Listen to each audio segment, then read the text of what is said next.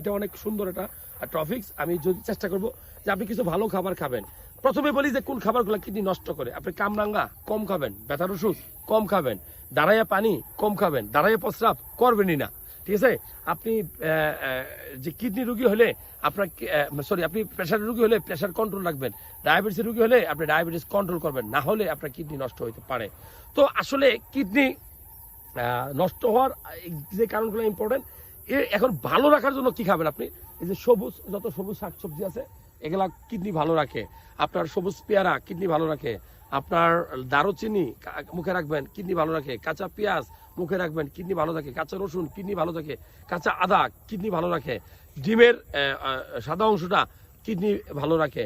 আর omega 3 fatty acid, যেটা সামুদ্রিক মাছে পাওয়া যায় তেল, এটা আপনার কিডনি ভালো রাখে। সো আপনার কিডনি ভালো রাখার জন্য লেবুর পানি, লেবুর রস, লেবুর চামড়া খুব গুরুত্বপূর্ণ ভূমিকা রাখে। সো এই খাবারগুলো ভালো ভালো খাবেন, খারাপ খাবারগুলো অ্যাভয়েড করবেন, কিডনি ভালো থাকবে।